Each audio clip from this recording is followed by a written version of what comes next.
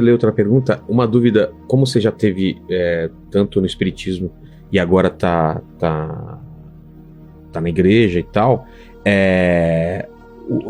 aquela ideia do espiritismo de que os mortos podem fazer contato com a gente, você tem outro entendimento? Porque naquela época acredito que você achava que realmente eram espíritos. Não, eu tinha certeza. E a igreja fala que são demônios. Qual é o entendimento? A Bíblia fala sobre isso? Fala. Fala? Fala.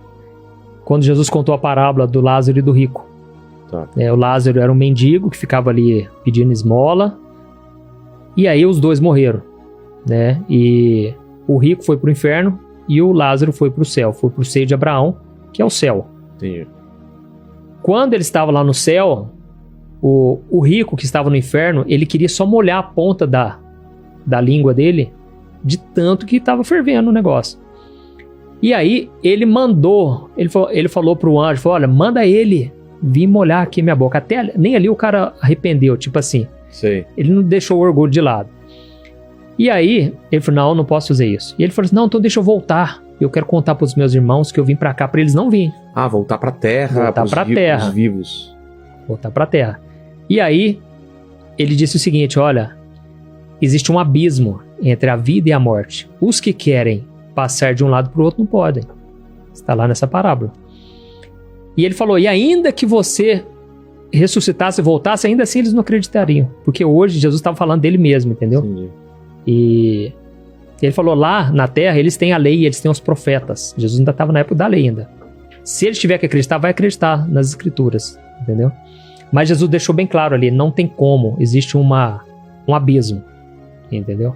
Mas existe uma coisa que a gente vê que algumas pessoas realmente acessam esse mundo espiritual, falam com alguma coisa. Sim. Existem as imagens que você viu, inclusive, né, de coisas de materialização e tal. O que são essas coisas, então?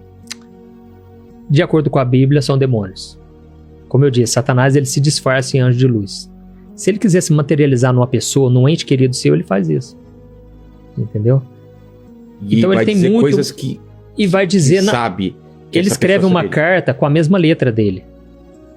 Da pessoa. Isso é chamado de espíritos familiares. Eu já até gravei um vídeo com o Lamartine sobre isso. O que é? Tem uma versão no Antigo Testamento que usa essa palavra, espíritos familiares. Se eu não me engano, no livro de Deuteronômio. São o quê? São demônios que acompanham as famílias. Entendeu? E ele quer perpetuar o pecado. Então, um pai que era alcoólatra, às vezes já era alcoólatra porque o pai dele já bebia. E o filho tem uma tendência àquilo ali. Porque o diabo vai querer levar ele no mesmo pecado, entendeu? Que ele se alimenta disso?